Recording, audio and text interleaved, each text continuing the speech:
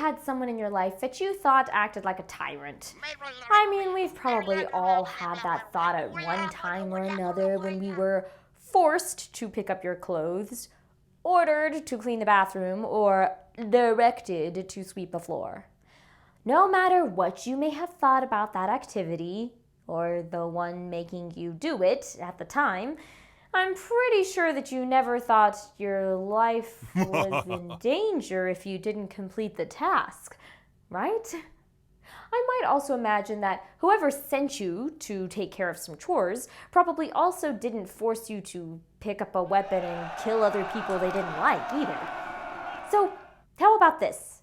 Have you ever been told that it was your rightful place to serve this tyrant forever in whatever capacity they wanted because God put them in charge? Let's roll the intro and maybe you can see why this first big chunk of early modern history ends with the word revolution.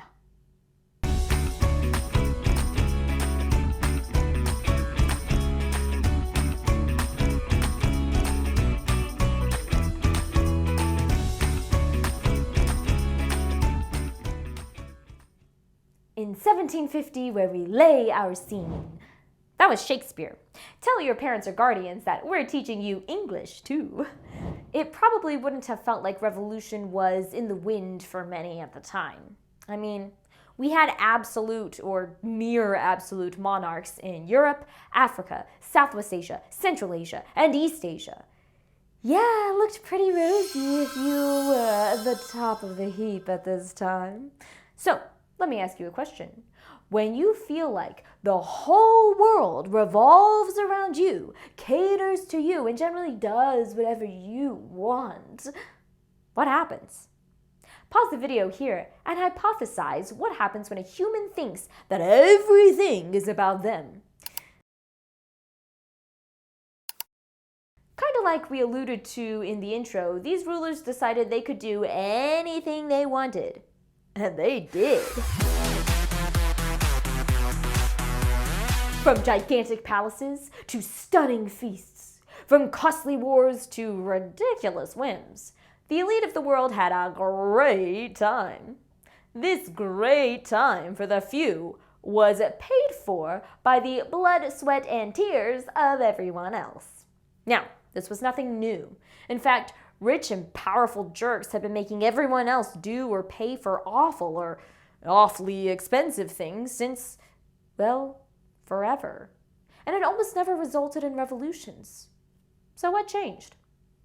Pause the video and think about what would make people decide that enough is enough. Before you answer, keep in mind that in most cases, people under these rulers believed that their god, deity, or other spiritual power placed those people in power over them.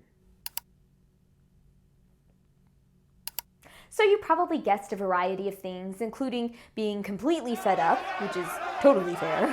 However, that's only a part of the story. In between the rise of absolute monarchs and 1750, quite a few people had started to rediscover older texts, largely preserved from Greek and Roman sources and kept safe by Islamic scholars throughout Europe's medieval period.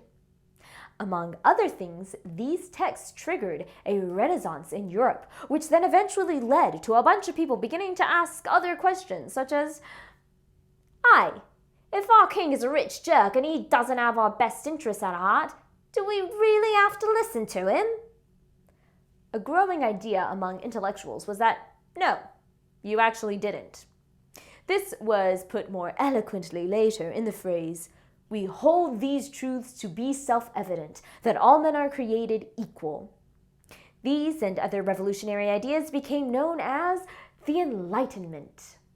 Driven by ideals such as people being able to require their government to do things for the people, with their best interests in mind, and equality among men and women, the Enlightenment lit the powder keg that would become known as the Age of Revolution. Heartened by Enlightenment thinking and the success of the American Revolution of the late 1700s, a wave of revolts in Latin America and across Europe would change the face of the world and usher in the modern era.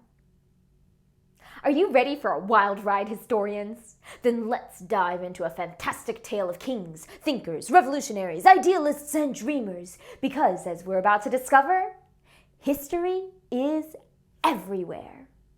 Hey, hey!